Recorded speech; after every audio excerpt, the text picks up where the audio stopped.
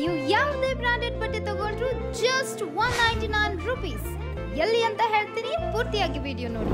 ನಮಸ್ಕಾರ ಬೀದರ್. ಇದೇ ಜೂನ್ ದಿನಾಂಕ 1ರಿಂದ 29ರವರೆಗೆ ನಮ್ಮ ಬೀದರ್ನ Zeera function hall, central bus ನಿಲ್ದಾಣದ ಎದುರುಗಡೆ, ಗುರುನಾನಕ್ ಮುಖ್ಯ ದ್ವಾರದ ಒಳಗಡೆ ನ್ಯೂ ಚೆನ್ನೈ ಶಾಪಿಂಗ್ ಸೇಲ್ ನ ಗ್ರ್ಯಾಂಡ್ ಆಗಿ ಓಪನ್ ಮಾಡ್ತಾ ಇದ್ದಾರೆ. ಇಲ್ಲಿ ಎಲ್ಲಾ ರೀತಿಯ ಸೀರೆಗಳು, ಫ್ರಾಕ್, ವೆಸ್ಟರ್ನ್ ಡ್ರೆಸ್, ಚೂಡಿದಾರ್, ಟಾಪ್ಗಳು, leggings, palazzo pant, shirt, jeans pants ಹಾಗೂ ನೈಟ್ ಶೂಟ್ ಚಿಕ್ಕ ವಯಸ್ಸಿನಿಂದ ದೊಡ್ಡ ವಯಸ್ಸಿನವರೆಗೂ ಟಾಪ್ ಬ್ರಾಂಡೆಡ್ ಕಂಪನಿಯಿಂದ ತಯಾರಾಗಿರುತ್ತವೆ ಹಾಗೂ ಅತ್ಯುತ್ತಮ ವಿನ್ಯಾಸವುಳ್ಳ ಆಟಿಕೆಗಳು ಕೂಡ ದೊರೆಯುತ್ತವೆ.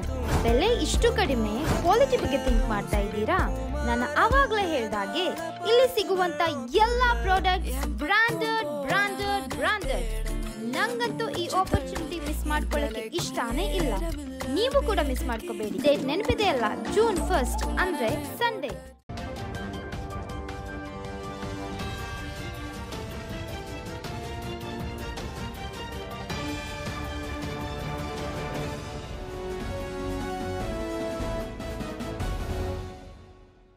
ಎಲ್ರಿಗೂ ನಮಸ್ಕಾರ. ನೀವು ನೋಡ್ತಾ ಇದ್ದೀರಾ ಸುದ್ದಿ ಸಮಯ ನ್ಯೂಸ್ ಚಾನಲ್. ಇದು ಲೋಕಲ್ ಎಕ್ಸ್ಪ್ರೆಸ್. ನಾನು ಮಹರ್ದರ ಕುಳಿಗಿ.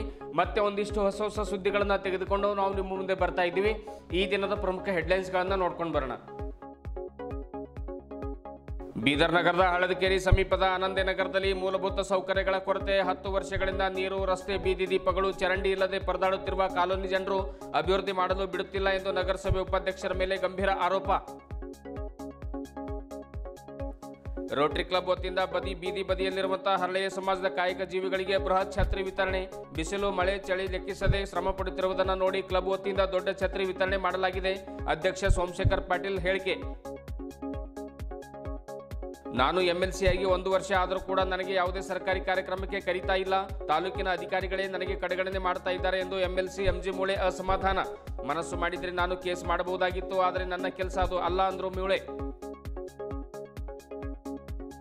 ರೋಟರಿ ಕ್ಲಬ್ ಮಾಡುತ್ತಿರುವ ಕಾರ್ಯ ಶ್ಲಾಘನೀಯವಾಗಿದೆ. ಸುರೇಶ್ ಶೆಟ್ಟಿ, ಸಾಯಿ ಪಾಲಿಕ್ಲಿನಿಕ್ನಲ್ಲಿ ಲಂಬರ್ ಬೆಲ್ಟ್, ಸರ್ವೈಕಲ್ ಬೆಲ್ಟ್ ಹಾಗೂ ವಾಕಿಂಗ್ ಸ್ಟಿಕ್ ವಿತರಣೆ ಈ ಕಾರ್ಯಕ್ರಮದಲ್ಲಿ ಭಾಗಿಯಾಗಿದ್ದು ಖುಷಿ ತಂದಿದೆ. ಡಾಕ್ಟರ್ ಶರಣಬಸಪ್ಪ ಹೊಸಮನಿ. ಇಂದಿನ ಒಂದಿಷ್ಟು ವಾರ್ತೆಗಳ ವಿವರಗಳನ್ನು ನೋಡ್ಕೊಂಡು ಬರೋಣ. ಸುಮಾರು 10 ವರ್ಷಗಳಿಂದ ಬೀದರ್ ನಗರದ ಒಂದು ಹಳ್ಳದಕೇರಿಗೆ ಹೊಂದಿಕೊಂಡಿರುವಂತಹ ಆನಂದೆ ನಗರ್ ಓಣಿಯು ಅಭಿವೃದ್ಧಿಯಿಂದ ವಂಚಿತವಾಗಿದೆ. ಇಲ್ಲಿ ಯಾವುದೇ ಮೂಲಭೂತ ಸೌಕರ್ಯಗಳಿಲ್ಲ ಎಂದು ಓಣಿಯ ಜನರು ತಮ್ಮ ನೋವನ್ನು ತೋಡಿಕೊಂಡಿದ್ದಾರೆ.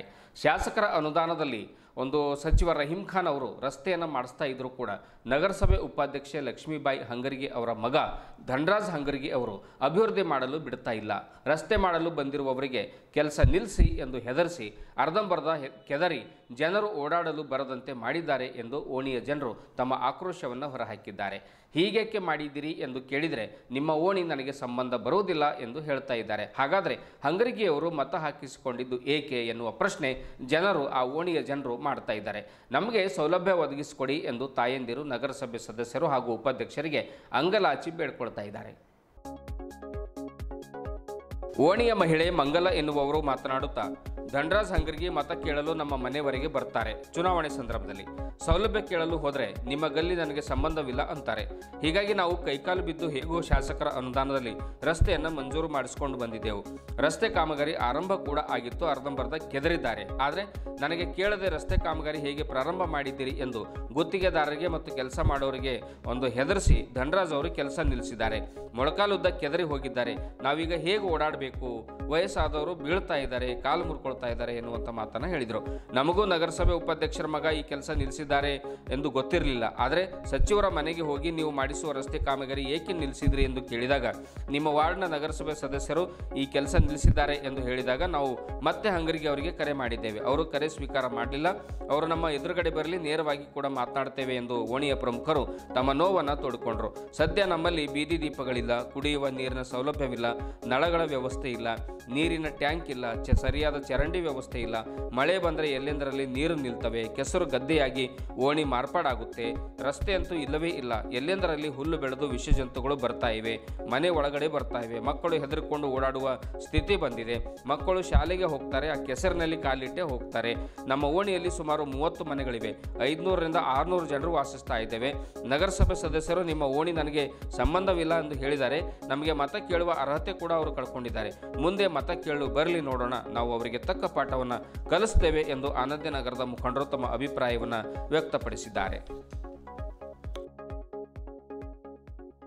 ಫೋನ್ ಮಾಡಿದೆ, ಫೋನ್ ಮಾಡಿದೆ, ಯಾಕೆ ಕೇಳಿ ಸರ್ ಕಾಂಟ್ರಾಕ್ಟರ್ 2 ದಿನ ಫೋನ್ ಎಪ್ಸಿಲ್ಲ, ಮೊನ್ನೆ ಫೋನ್ ರಾತ್ರಿ ಭೀ ಫೋನ್ ಎಪ್ಸಿಲ್ಲ. ನಾ ಮತ್ತೆ ಇವತ್ತು ಮಾರ್ನಿಂಗ್ನೂ ಕಾಲ್ ಮಾಡಿದ್ರೆ ಕೆಲಸ ಯಾಕೆ ನೀವು ಕಳಿಸಿರಿ, ನಿಮ್ಗೆ ಮಾಡೋದು ಇದ್ದಿಲ್ಲ ರೋಡ್ ಅಂದ್ರೆ ನೀವು ಕೆದರಣೆ ಇದ್ದಿಲ್ಲ. ಈಗ ಅವ್ರಿಗೆ ಓಡಾಡ್ಲಿಕ್ಕೆ ಕೆಲವ್ರಿಗೆ ಮನೆಯವ್ರು ಹೆಂಗೆ ಹೊಡ್ಗ ಅವ್ರದೆಲ್ಲ ಕಟ್ಟಿಲ್ಲ, ಓಡ್ದಾಕಿರಪ್ಪ, ಓಕೆ ಅದ. ನಾವು ಕೇಳಿದಿರೋದ್ರೆ ನಿಮ್ಮದು ಗಲ್ಲಿ ಕೌನ್ಸಿಲರ್ ಅವ್ರ ಕೆಲಸ ನಮ್ಗೆ ಕೇಳಲ್ದೇ ನೀವು ಹೆಂಗೆ ಸ್ಟಾರ್ಟ್ ಮಾಡಿರಿ ಅಂತ ರೂಕ ಸರ್ ಅಂತ ಹೇಳಿದೆ. ನಾ ಸೀದಾ ಅವಾಗೆ ಜಾಡ್ತೀನಿ ರೀ ನಾ ಕೌನ್ಸಿಲರ್. ನಾ ಅದ್ರ ಸೈಂದ ಈಗ ಮೀಡಿಯಾದ ಕರೀದು ಹೇಳ್ತೀನಿ ನಾನು. ಇದು ಇಂಥವೆಲ್ಲ ರುಕಸದ ಅದು ಏನಿದ್ರು ಇದು ನಾವು MLA ಬಜೆಟ್ನಾಗ ತೊಗೊಂಡು ಬಂದಿದ್ದೇವೆ ರೀ. ನಾವು MLA ಅವ್ರಿಗೆ ಪರ್ಸ್ನಲಿ ಭೇಟಿಯಾಗಿ ಇದು ಮಾಡಿ ತೊಗೊಂಡು ಬಂದೆವು. ಇವ್ರು ಕೌನ್ಸಿಲರ್ಗಳದು ಇದು ಅವ್ರದ್ದು ನಾನು ಇದು ಮಾಡಿಲ್ಲ. ನಾ ಕೌನ್ಸಿಲರ್ ಅವ್ರು ಏನು ಭೀ ಇದ್ದಿರಬೇಕು, ಅವ್ರ ಫಂಡಿನಾಗ ಅವ್ರು ಏನಕ್ಕೆ ಮಾಡ್ಕೊಂಬಲ್ಲಕ್ಕೆ. ನಾವು ಇದು MLA ಬಜೆಟ್ನ ಹಾಕೊಂಡು ಬಂದಿದ್ದೇವೆ ರೀ. ಇದು ಕೆಲಸ ಮಾಡ್ಕೊಡ್ಬೇಕು. ನಾವು ರುಕಸ್ತೇವೆ ಇದು ಮಾಡೋದಂದ್ರೆ ಮತ್ತು ಇದ್ರ ವೇನೇ ಬೇರೆದು ಇರ್ತದೆ ರೀ. ಯಾರು ರುಕಸ್ತಿಲ್ಲತ್ತೀರಿ ಏನು? ಇದು ಕೌನ್ಸಿಲರ್ ಹಳದಕೆರೆ ಕೌನ್ಸಿಲರ್ ಧನರಾಜ್ ಹಂಗರ್ಗಿ ಅವರು, ಉಪಾಧ್ಯಕ್ಷರ ಮಗ.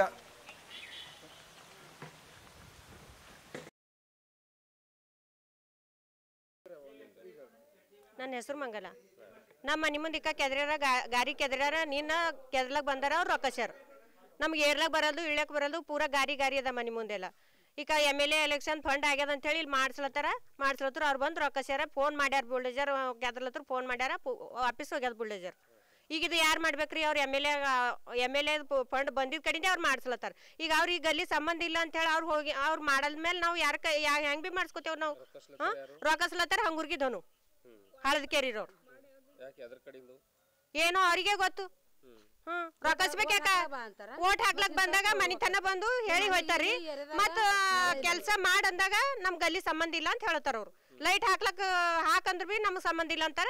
ಇದು ರೋಡ್ ಮಾಡ್ಸ್ಲಕ್ ಬಿ ನಮಗ್ ಸಂಬಂಧ ಇಲ್ಲ ಅಲ್ಲತ್ತಾರ. ಮತ್ ಇದು ಗಾರಿ ಕೆದ್ರ ಇಟ್ಟಾರ ನಾವ್ ಹೆಂಗ್ ಮಾಡ್ತಾರ? ಈಗ ಸದ್ದ ಭೇಟಿ ಆಗಿಲ್ರಿ, ನಮ್ಗ್ ಗೊತ್ತೇ ಇಲ್ಲದು ಯಾರು ರೊಕ್ಕಸ್ಯಾರ ಅಂಬದ್ ಬಿ ಗೊತ್ತಿಲ್ಲ. ಯಾಕೆ ಅವ್ರ ಬುಲ್ಡೇಜರ್ದವ್ರು ಹೋಗ್ಯಾರ ಅಂಬದ್ ಬಿ ಗೊತ್ತಿಲ್ಲ. ಇವತ್ತು ಅವ್ರು ನಮ್ಮ ತಮ್ಮವ್ರು ಹೋಗಿ ಅಲ್ಲಿ ಭೇಟಿ ಆದ್ಮೇಲೆ ಅವಾಗ ಗೊತ್ತಾಗ್ಯದ ಅವ್ರ ಕೌನ್ಸಿಲರ್ ಹೋಗಿ ರೊಕ್ಕಸ್ಯಾರ ನಾವು ಹೋಗಿದ್ದೇವ ಅಂತ ಅವ್ರು ಹೇಳ್ಯಾರ.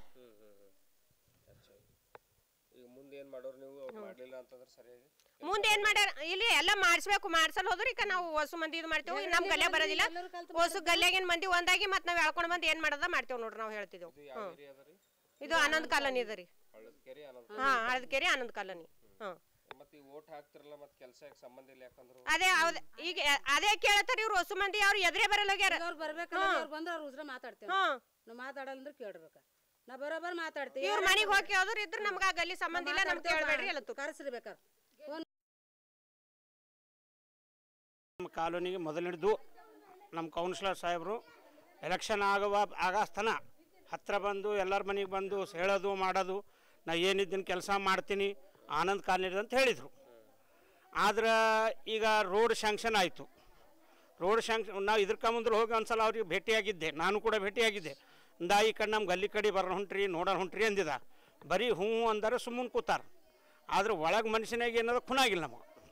ಈಗ ಅದು ಆಯಿತು.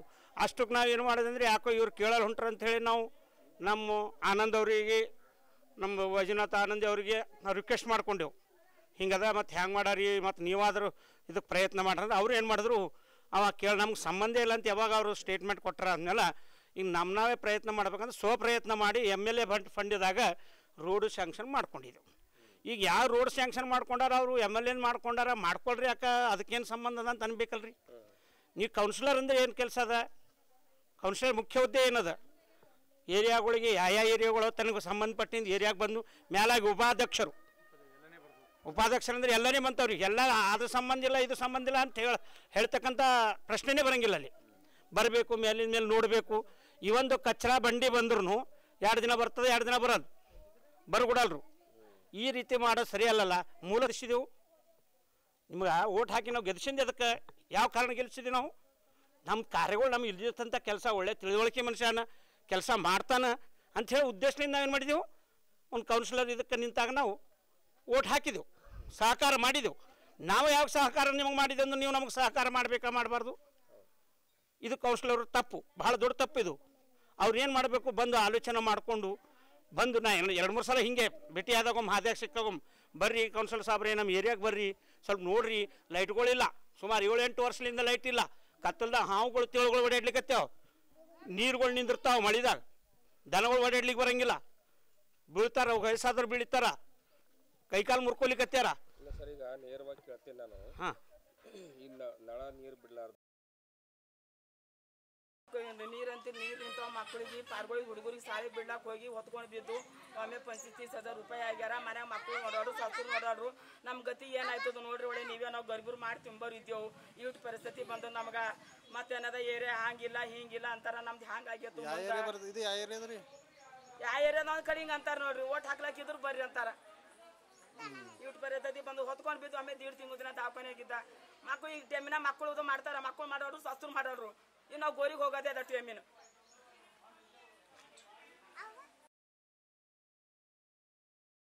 ರೋಟರಿ ಕ್ಲಬ್ ವತಿಯಿಂದ ಕೆಇಬಿ ರಸ್ತೆಯಲ್ಲಿರುವಂತಹ IMA ಹಾಲ್ನಲ್ಲಿ ಮತ್ತು ಸಾಯಿ ಪಾಲಿಕ್ಲಿನಿಕ್ ಒಂದು ಕ್ಲಿನಿಕ್ನಲ್ಲಿ ವಯಸ್ಸಾದ ಹಿರಿಯರಿಗೆ ವಾಕಿಂಗ್ ಸ್ಟಿಕ್ಗಳು, ಆರ್ಥೋಪೆಡಿಕ್ ವಾಕರ್ಗಳು, ಸರ್ವೈಕಲ್ ಕಾಲರ್ ಬೆಲ್ಟ್ಗಳನ್ನು ಮತ್ತು ಹರಳೆಯ ಸಮಾಜದ ಕಾಯಕ ಮಾಡುವಂಥ ಶ್ರಮಜೀವಿಗಳಿಗೆ ಕೆಲಸ ಮಾಡುವಾಗ ತಮಗೆ ಬಿಸಿಲು ಮತ್ತು ಮಳೆಯಿಂದ ಕಾಪಾಡಬಹುದಾದ ಬಹುದೊಡ್ಡ ಛತ್ರಿಗಳನ್ನು ವಿತರಣೆ ಮಾಡಿದ್ದೇವೆ ಎಂದು ರೋಟರಿ ಕ್ಲಬ್ ಅಧ್ಯಕ್ಷರಾದ ಸೋಮಶೇಖರ್ ಪಾಟೀಲ್ ತಿಳಿಸಿದರು.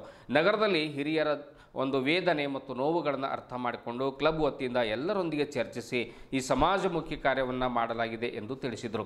ಈ ಹಿಂದೆಯೂ ಕೂಡ ವಿಶೇಷ ಚೇತನರಿಗಾಗಿ ತ್ರಿಚಕ್ರ ಸೈಕಲ್ಗಳನ್ನು ವಿತರಣೆ ಮಾಡಿದ್ದೇವೆ. ಸಂಗುಳಿಗಿ ಸೇರಿದಂತೆ ಸುತ್ತಮುತ್ತಲಿನ 7-8 ಹಳ್ಳಿಗಳಲ್ಲಿನ ಸುಮಾರು ಸಾವಿರಾರು ಜನರಿಗೆ ಉಚಿತ ಕಣ್ಣಿನ ತಪಾಸಣೆಯನ್ನು ಮಾಡಿದ್ದೇವೆ. 100 ಜನರಿಗೆ ಕನ್ನಡಕಗಳನ್ನು ವಿತರಣೆ ಮಾಡಿದ್ದೇವೆ.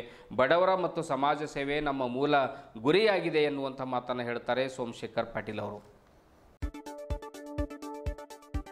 ಮುಂದುವರೆದು ಮಾತನಾಡಿದ ಸೋಮಶೇಖರ್ ಪಾಟೀಲ್ ಅವರು, ಈ ಹಿಂದೆ ನಾನು ಸರ್ವಿಸ್ ಸ್ಟ್ಯಾಂಡ್ ಹತ್ತಿರ ಹೋಗಿದ್ದೆ. ಅಲ್ಲಿ ಹರಳೆಯ ಸಮಾಜದ ಕಾಯಕ ಜೀವಿಗಳು ಸುಡು ಬಿಸಿಲಲ್ಲಿ ಹಾಗೆ ಆಶ್ರಯವಿಲ್ಲದೆ ಕಾಯಕವನ್ನು ಮಾಡ್ತಾ ಇದ್ರು. ಪಾದರಕ್ಷೆಗಳನ್ನು ಹೊಲಿತಾ ಇದ್ರು. ಏನಪ್ಪ ತಲೆ ಮೇಲೆ ಆಶ್ರಯವಿಲ್ಲ, ಬಿಸಿಲು ಮಳೆ ಜಾಸ್ತಿ ಇದ್ದಾಗ ನೀವೆಲ್ಲ ಹೆಂಗೆ ಕೆಲಸ ಮಾಡ್ತೀರಿ ಅಂತ ನಾನು ಕೇಳಿದಾಗ, ನಾವು ಬಡವರು ಸರ್, ಬಾಡಿಗೆ ಕೊಟ್ಟು ಹೇಗೆ ಕಾಯಕ ಮಾಡೋಣ, ರೂಮ್ಗಳನ್ನು ತೆಗೆದುಕೊಳ್ಳೋಣ ಎಂದು ತಿಳಿಸಿದಾಗ ನನ್ನ ಮನಸ್ಸು ಕರಗಿತು. ಇವರಿಗಾಗಿ ಏನಾದರೂ ರೋಟರಿ ಕ್ಲಬ್ ವತಿಯಿಂದ ಸಹಾಯ ಮಾಡಬೇಕಲ್ಲ ಎನ್ನುವಂಥ ಒಂದು ಮನಗಂಡು ಕೊನೆಗೆ ಕ್ಲಬ್ ಸದಸ್ಯರೊಂದಿಗೆ ಚರ್ಚಿಸಿ ಹಣಕಾಸನ್ನು ಹೊಂದಿಸಿ ಔಷಧಿ ಪಾಟೀಲ್ ಅವರೊಂದು ಸಹಕಾರದೊಂದಿಗೆ ಕೊನೆಗೆ ಅವರಿಗೆ ಆಶ್ರಯ ನೀಡುವ ನಿಟ್ಟಿನಲ್ಲಿ ಇಂದು ದೊಡ್ಡದಾದ ಛತ್ರಿಗಳನ್ನು ವಿತರಣೆ ಮಾಡಿದ್ದೇವೆ ಎಂದು ಸೋಮಶೇಖರ್ ಪಾಟೀಲ್ ಅವರು ತಿಳಿಸಿದರು. ಇದೇ ವೇಳೆ ಪ್ರಮುಖರಾದ doctor Sharanabasappa Hosamani, Karnataka civil engineer ಪರಿಷತ್ತಿನ ನೂತನ ಸದಸ್ಯರಾದ ಔಷಧಿ ಪಾಟೀಲ್, ಕನ್ನಡ ಸಾಹಿತ್ಯ ಪರಿಷತ್ತಿನ ಅಧ್ಯಕ್ಷ ಸುರೇಶ್ ಚಂದ್ರಶೆಟ್ಟಿ, ಕ್ಲಬ್ನ ಕಾರ್ಯದರ್ಶಿ ಕೃಪಾ ಸಿಂಧು ಸೇರಿದಂತೆ ಇನ್ನಿತರರು ಉಪಸ್ಥಿತರಿದ್ದರು. ಸುದ್ದಿ ಸಮಯ ವೀಕ್ಷಕರಿಗೆ ಹಾರ್ದಿಕವಾಗಿರ್ತಕ್ಕಂಥ ಸ್ವಾಗತವನ್ನು ಕೋರ್ತಾ ಇದ್ದೇವೆ. ಇವತ್ತು ಒಂದು ವಿಶೇಷವಾಗಿರ್ತಕ್ಕಂಥ ಕಾರ್ಯಕ್ರಮದ ಬಗ್ಗೆ ನಾವು ನಿಮಗೆ ತಿಳಿಸ್ಕೊಡ್ತಾ ಇದ್ದೀವಿ.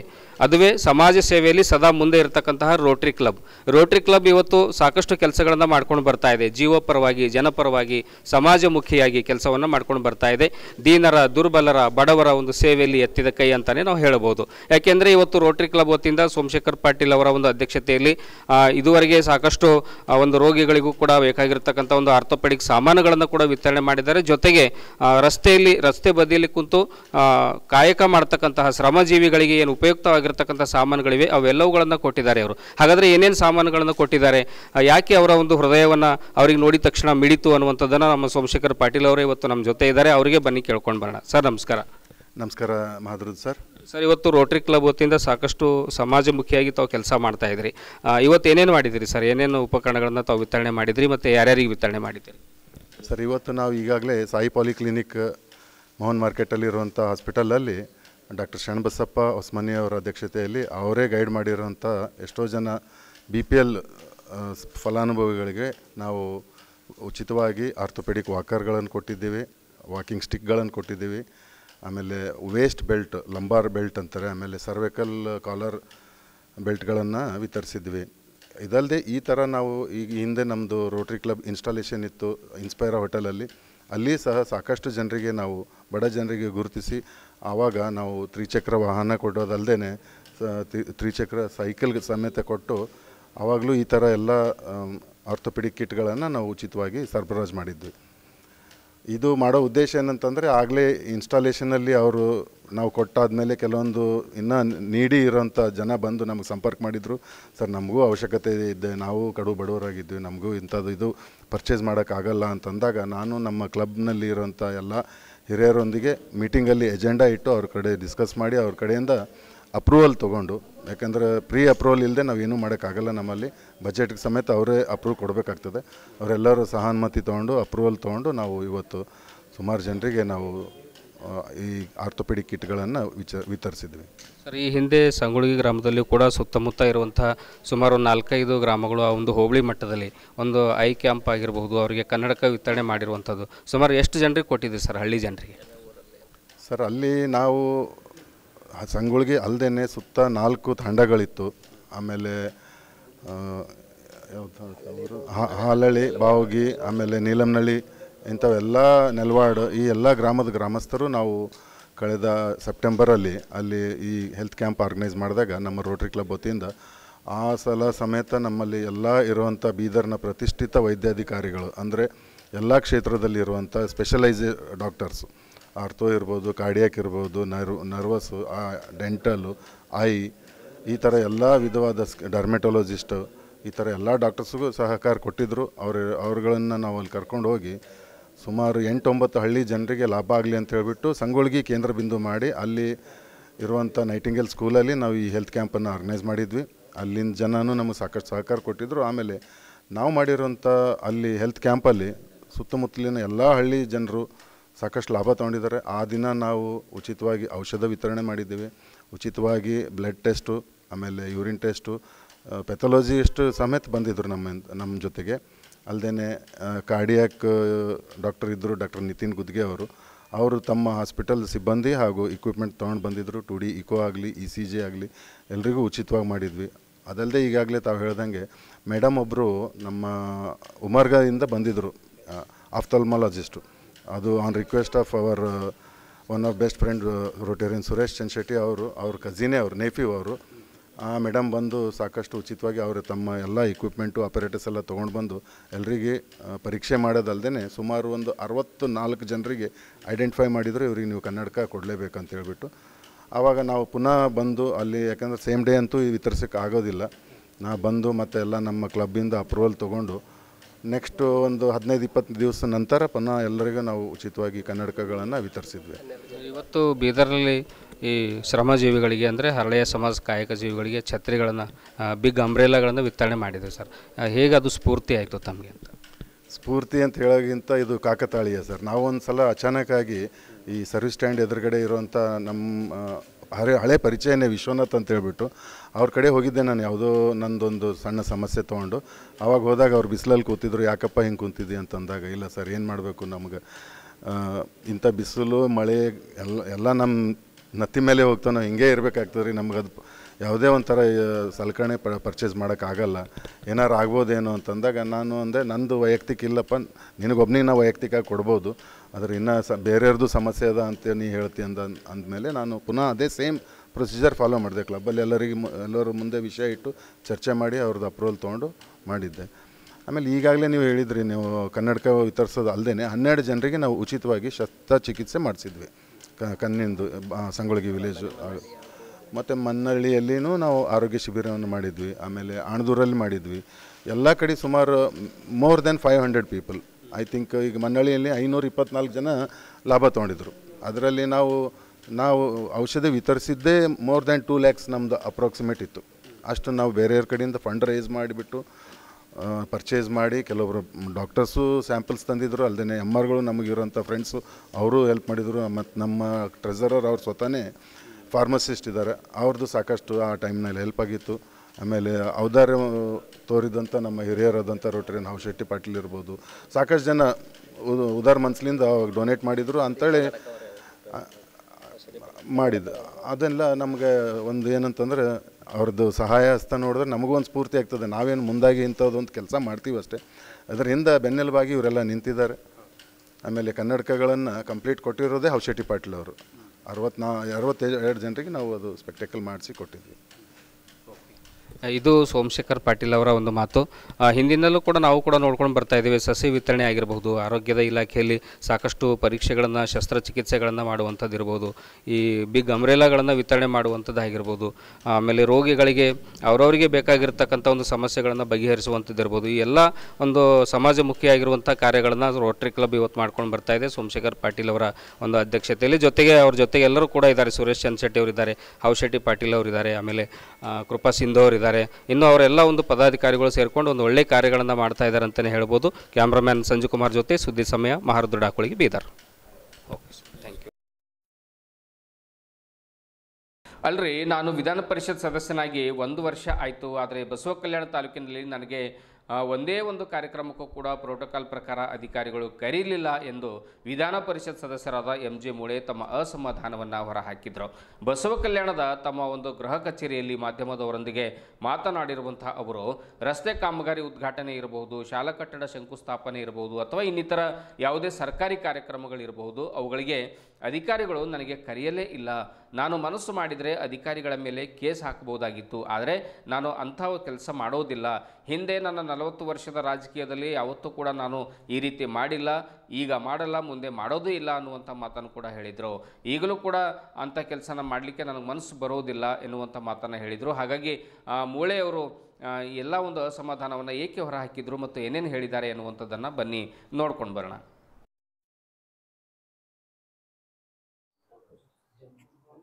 सर आज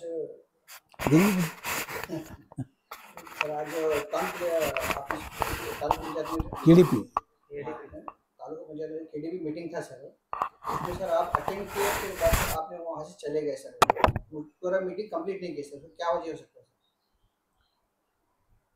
देखिए, मैं MLC बनकर 1 साल हुआ, 1 साल में दूसरे KDP है। 1 साल में जितने भी गवर्नमेंट के डेवलपमेंट प्रोग्राम हुए, रोड के हो, स्कूल बिल्डिंग के हो, या और कौन से भी, उस प्रोग्राम को, किसी भी प्रोग्राम को मुझे नहीं बुलाया गया। मैं MLC होने के बाद बसव कल्याण को नोडल तालुका लिया हूँ, और जो MLC नोडल तालुका लेता है वो MLC उस तालुके का को चेयरमैन होता है।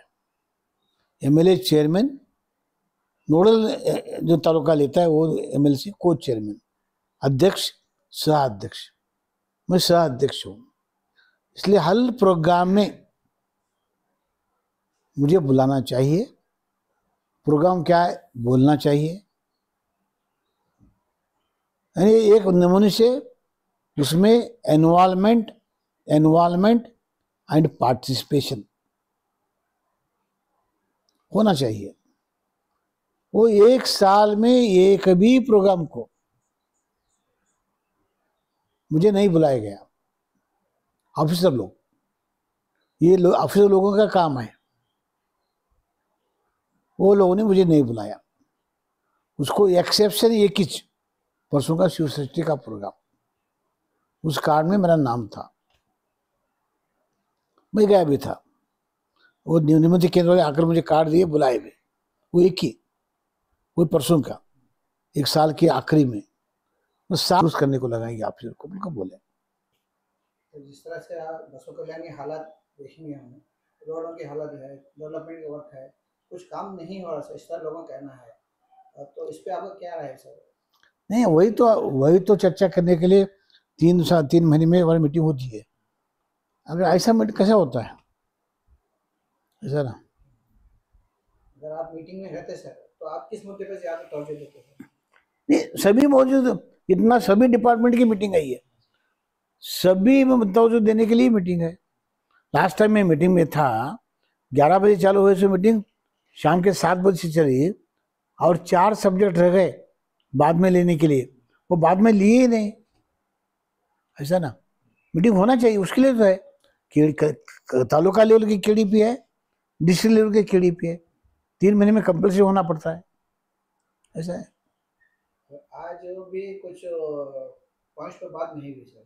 नहीं, पहले स्टार्टिंग में मैं ही वो बात किया, मीटिंग स्टार्ट होने के पहले, स्वागत होने के बाद मुझे बात करना है बोलकर मैं ही बात करके उठ कर आया। मैं अभी आपको क्या नेक्स्ट क्या रहेगा सर, क्या करना है सर? अब देखेंगे, मैं वहाँ बोलकर भी आया हूँ, मैं हाईकमांड को इस बारे में डिस्कस करूँगा, उनका क्या आदेश आता है उस पर करूँगा, क्योंकि मुझे क्या पूरा स्टेट का जुडिक्शन है, कौन सा भी तालुका, कौन सा भी जिला में अडॉप्ट कर सकता हूँ, यानी नोडल, अडॉप्ट नोडल।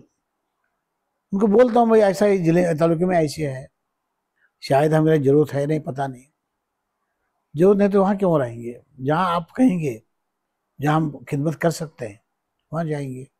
मैं हाईकमांड को पूछता हूँ, अपने है जरूरत है। तो आपके जो तजुर्बा है कई सालों से बसव कल्याण के अंदर आपने इलेक्शन ನಗರದ ಮೋಹನ್ ಮಾರ್ಕೆಟ್ನಲ್ಲಿರುವಂಥ ಸಾಯಿ ಪಾಲಿಕ್ಲಿನಿಕ್ ಹಿರಿಯ ಜೀವಿಗಳಿಗೆ ಒಂದು lumbar belt, cervical belt, walking stick ಮತ್ತು ವಾಕರ್ಗಳನ್ನು ರೋಟರಿ ಕ್ಲಬ್ ವತಿಯಿಂದ ವಿತರಣೆ ಮಾಡಲಾಯಿತು. ಈ ಕುರಿತು ಮಾತನಾಡಿರುವಂಥ ಆಸ್ಪತ್ರೆ ವೈದ್ಯರಾದ ಡಾಕ್ಟರ್ ಶರಣಬಸಪ್ಪ ಹೊಸಮನಿಯವರು, ಹಿರಿಯ ಫಲಾನುಭವಿಗಳ ಲಿಸ್ಟ್ ನಾನೇ ಮಾಡಿಕೊಟ್ಟಿದ್ದೇನೆ. ನಿಜವಾಗಿಯೂ ಕೂಡ ನಿಸ್ವಾರ್ಥದಿಂದ ರೋಟರಿ ಕ್ಲಬ್ನವರು ವಯಸ್ಸಾದ ಜೀವಿಗಳಿಗೆ ಈ ಸಲಕರಣೆಗಳನ್ನು ವಿತರಣೆ ಮಾಡಿದ್ದು ನನಗೆ ಅತ್ಯಂತ ಖುಷಿ ತಂದಿದೆ.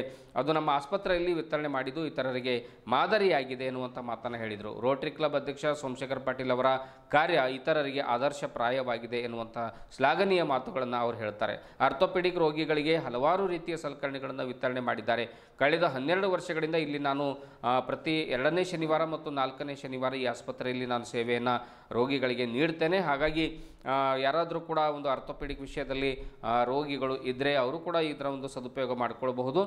ಈ ರೀತಿಯ ರೋಟರಿ ಕ್ಲಬ್ನ ಒಂದು ಕಾರ್ಯ ನಿಜಕ್ಕೂ ಕೂಡ ಇದೊಂದು ಇತರರಿಗೆ ಮಾದರಿ ಎನ್ನುವಂಥ ಮಾತನ್ನು ಕೂಡ ಹೊಸಮನಿಯವರು ಹೇಳಿದರು.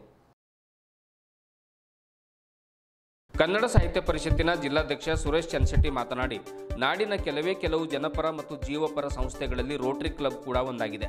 ಇಂದಿನ ಬಡ ಹಿರಿಯ ನೊಂದ ಜೀವಿಗಳಿಗೆ ಸಲಕರಣೆ ವಿತರಣೆ ಮಾಡಿರುವ ಈ ಸಮಾರಂಭ ಇದೊಂದು ನಿಜಕ್ಕೂ ಮಾನವೀಯ ಕಾರ್ಯ ಎಂದು ಹೇಳಬಹುದು. ಅನೇಕ ಹಿರಿಯ ಜೀವಿಗಳು ಸಲಕರಣೆಗಳನ್ನು ಖರೀದಿಸಲು ಆಗದೆ ತೊಂದರೆಯಲ್ಲಿ ಒದ್ದಾಡ್ತಾ ಇರ್ತಾರೆ. ಇದನ್ನು ಮನಗಂಡ ಸೋಮಶೇಖರ್ ಪಾಟೀಲ್ ಅವರ ಅಧ್ಯಕ್ಷತೆಯ ರೋಟರಿ ತಂಡ ಉತ್ತಮ ನಿರ್ಧಾರವನ್ನು ಕೈಗೊಂಡು ಮಾನವೀಯ ನೆಲೆಗಟ್ಟಿನ ಮೇಲೆ ಹೃದಯಕ್ಕೆ ತಟ್ಟುವ, ಮನಸ್ಸಿಗೆ ಮುಟ್ಟುವ ಕಾರ್ಯವನ್ನು ಮಾಡಿದೆ. ಅಂದರೆ ಸ್ಟಿಕ್ಗಳನ್ನು, ವಾಕರ್ಗಳನ್ನು ವಿತರಣೆ ಮಾಡಿದೆ. ಆರೋಗ್ಯ ತಪಾಸಣೆ ಇರಬಹುದು, ಕಣ್ಣಿನ ತಪಾಸಣೆ ಇರಬಹುದು, ಸಸಿ ವಿತರಣೆ ಇರಬಹುದು, ಕನ್ನಡಕ ವಿತರಣೆ ಇರಬಹುದು, ಯೋಗ ಶಿಬಿರಗಳು, ರಕ್ತದಾನ ಶಿಬಿರಗಳು, ಹೀಗೆ ಹಲವಾರು ಜೀವಪರ, ಜನಪರ, ಸಮಾಜಮುಖಿ ಕಾರ್ಯಕ್ರಮಗಳನ್ನು ಕ್ರಿಯಾಶೀಲ ಸೋಮಶೇಖರ್ ಅವರ ಅಧ್ಯಕ್ಷತೆಯಲ್ಲಿ ನಡೆಸಿಕೊಂಡು ಬರ್ತಾ ಇದ್ದಾರೆ. ಅವರಿಗೆ ಕೃತಜ್ಞತೆಗಳನ್ನು ಸಲ್ಲಿಸ್ತೇನೆ ಎನ್ನುವಂಥ ಮಾತನ್ನು ಸುರೇಶ್ ಚನ್ಶೆಟ್ಟಿ ತಿಳಿಸಿದರು. ಇದೇ ವೇಳೆ ಕ್ಲಬ್ನ ಕಾರ್ಯದರ್ಶಿ ಕೃಪಾ ಸಿಂಧು, ಕೋಶಾಧ್ಯಕ್ಷ ಅನಿಲ್ ಮಸೂದಿ, ಕರ್ನಾಟಕ ಸಿವಿಲ್ ಇಂಜಿನಿಯರ್ ಪರಿಷತ್ತಿನ ಸದಸ್ಯರಾದ ಹೌಶೆಟ್ಟಿ ಪಾಟೀಲ್, ಪ್ರಮುಖರಾದ ಸಿದ್ದಾರೂಢ ಕಂದಗೋಳೆ, ಜಿ ರಾಮಕೃಷ್ಣ, ಸೂರ್ಯಕಾಂತ್ ರಾಮಶೆಟ್ಟಿ, ವಿನೋದ್ ಕುಮಾರ್ ಬಿರಾದರ್, ವೀರಶೆಟ್ಟಿ ಚನ್ಶೆಟ್ಟಿ ಸೇರಿದಂತೆ ಹಲವರು ಉಪಸ್ಥಿತರಿದ್ದರು. ಈ ಕಾರ್ಯಕ್ರಮದಲ್ಲಿ ಭಾಗಿಯಾಗಿದ್ದಕ್ಕೆ ನನಗೆ ತುಂಬ ಸಂತೋಷವಾಗಿದೆ. ಈ ರೋಟರಿ ಕ್ಲಬ್ನ ಈ ಗಣ್ಯ ವ್ಯಕ್ತಿಗಳಿಂದ ಇವತ್ತು ನಮ್ಮ ಎಸ್ಪೆಷಲಿ ಆರ್ಥೋಪೆಡಿಕ್ಸ್ ಪ್ರಾಬ್ಲಮ್ ಇರುವಂಥ ಪೇಷಂಟ್ಗಳಿಗೆ ವಾಕರೇ ಆಗಲಿ, ಲಂಬರ್ ಬೆಲ್ಟ್, ಸರ್ವೈಕಲ್ ಬೆಲ್ಟ್ ವಿತರಿಸಿದಂಥ ಈ ರೋಟರಿ ಕ್ಲಬ್ ಎಲ್ಲ ಗಣ್ಯ ವ್ಯಕ್ತಿಗಳಿಗೆ ಈ ಒಂದು ಸಂತೋಷದ ನನ್ನ ಹೃತ್ಪೂರ್ವಕ ಅಭಿನಂದನೆಗಳನ್ನು ಸಲ್ಲಿಸುತ್ತೇನೆ. ಡಾಕ್ಟರ್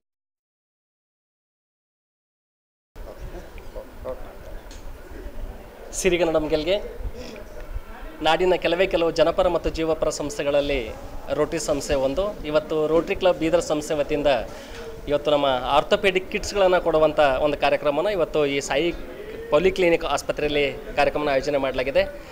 ಇದನ್ನು ಇಡೀ ಸಮಾರಂಭ ನಿಜವಾಗ್ಲೂ ಇದು ಒಂಥರ ಮಾನವೀಯ ಕಾರ್ಯ ಅಂತಲೇ ಹೇಳ್ಬೋದು. ಯಾಕಂದರೆ ಅನೇಕ ಬಡ ಮತ್ತು ಮಧ್ಯಮದ ವರ್ಗದವರಿಗೆ ಅನೇಕ ಆರೋಗ್ಯದ ಸಮಸ್ಯೆಗಳಿಂದ ಅವರು ತೊಂದರೆಗೆ ಓಡಾಡ್ತಾ ಇದ್ದಾರೆ. ಹೀಗಾಗಿ ಕೆಲವರಿಗೆ ವಾಕಿಂಗ್ ಸ್ಟಿಕ್ ಇರ್ಬೋದು, ಅವ್ರಿಗೆ ಬೇಕಾದಂಥ ಅನೇಕ ಕಾರ್ಯಗಳಿರ್ಬೋದು, ಅನೇಕ ಸರ್ಕಾರಿ ಶಾಲೆಗಳನ್ನು ದತ್ತು ತೆಗೆದುಕೊಂಡಿರ್ಬೋದು, ಶಾಲಾ ಮಕ್ಕಳಿಗೆ ಪುಸ್ತಕಗಳನ್ನು ಕೊಡೋದಿರ್ಬೋದು, ಪರಿಸರ ದಿನಾಚರಣೆ, ಆರೋಗ್ಯ ಶಿಬಿರ, ಈ ಥರ ಹಲವಾರು ಕಾರ್ಯಕ್ರಮಗಳನ್ನು ರೋಟರಿ ಸಂಸ್ಥೆ ನಿಜವಾಗ್ಲೂ ಮಾಡ್ತಾ ಬಂದಿದೆ. ಹೀಗಾಗಿ ಇಂಥ ಒಂದು ಅತ್ಯುತ್ತಮ ಕಾರ್ಯವನ್ನು ಮಾಡೋದ್ರ ಮೂಲಕ ಒಂದಿಷ್ಟು ಬಡವರಿಗೆ ಈ ಪರಿಕರಗಳನ್ನು ವಿತರಣೆ ಮಾಡಿದ್ದು ನಿಜವಾಗ್ಲೂ ಇದು ಮಾನವೀಯ ಮತ್ತು ಶ್ಲಾಘನೀಯ ಕಾರ್ಯ ಅಂತ ಹೇಳ್ತೀನಿ.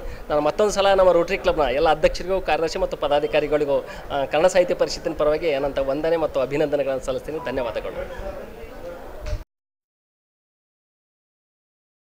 ಇದುವರೆಗೂ ಸುದ್ದಿ ಕೊಟ್ಟಿರುವ ನಾನು ಮಹಾರ್ದ ರಾಕೋಳಿಗೆ ಮತ್ತೆ ಮುಂದಿನ ವಾರ್ತೆಗಳೊಂದಿಗೆ ಭೇಟಿಯಾಗೋಣ. ವಂದನೆಗಳು.